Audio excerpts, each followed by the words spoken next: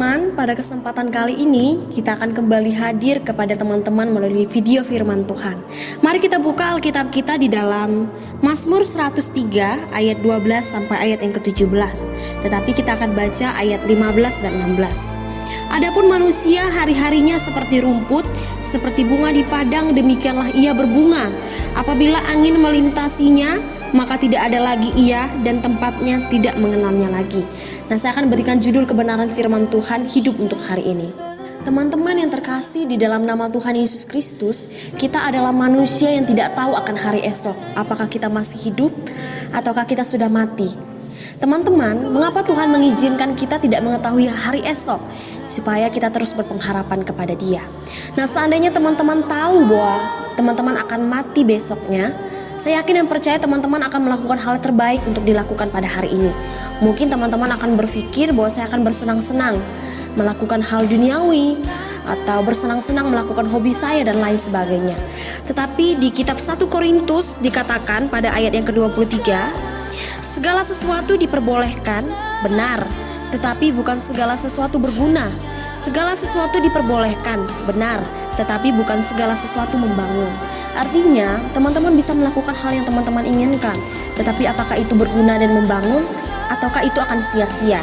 Bahkan di kitab Yohanes lebih jelas lagi dikatakan, Yohanes 6 ayat 27, bekerjalah bukan untuk makanan yang dapat binasa, melainkan untuk makanan yang bertahan sampai kepada hidup yang kekal, yang akan diberikan anak manusia kepadamu, sebab dialah yang disahkan oleh Bapa Allah dengan materainya.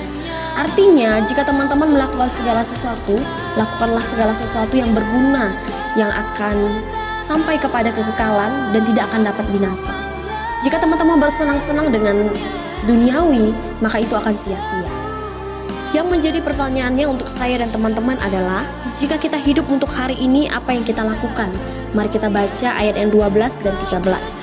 Sejauh timur dari barat, demikianlah dijauhkannya daripada kita pelanggaran kita.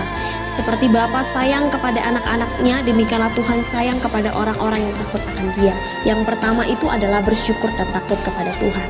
Bersyukur karena dosa kita ditutupi dan diampuni oleh Tuhan, dan takut akan Tuhan. Kenapa kita harus takut akan Tuhan, teman-teman? Karena kita tidak tahu apa yang akan terjadi besok. Apakah kita masih hidup ataukah kita sudah mati? Atau apa yang akan terjadi dengan dunia ini kita tidak tahu. Maka dari itu penting untuk kita takut kepada Tuhan, takut untuk melakukan dosa, sehingga ketika kita dipanggil Tuhan, kita tidak akan menyesal. Yang kedua, jika kita hidup untuk hari ini, apa yang harus kita lakukan? Mari kita baca ayat 14 dan 15. Sebab Dia sendiri tahu apa kita, Dia ingat bahwa kita ini debu. Adapun manusia hari-harinya seperti rumput, seperti bunga di padang, demikianlah ia berbunga. Yang kedua itu adalah melekat pada Tuhan karena Ia kekuatan kita. Teman-teman, firman Tuhan pada ayat yang ke-14 katakan, sebab Dia sendiri tahu bahwa kita debu.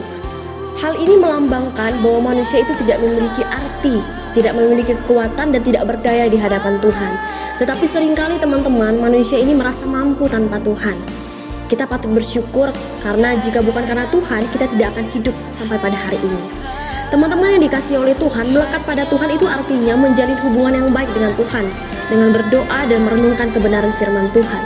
Tentunya ini dilakukan bukan hanya seminggu sekali, tetapi kita harus melakukannya terus-menerus setiap hari, agar kita memiliki kekuatan yang baru dan agar kita terus berpengharapan kepada Tuhan. Oke, teman-teman yang dikasihi oleh Tuhan, jika kita hidup untuk hari ini dan jika kita tidak tahu apa yang akan terjadi besok, maka kita harus selalu bersyukur, takut kepada Tuhan. Kita harus melekat karena Tuhan adalah kekuatan kita.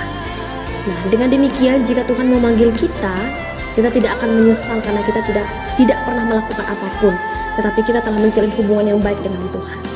Demikian kebenaran firman Tuhan kita, teman-teman, kiranya memberkati kita semua. Shalom.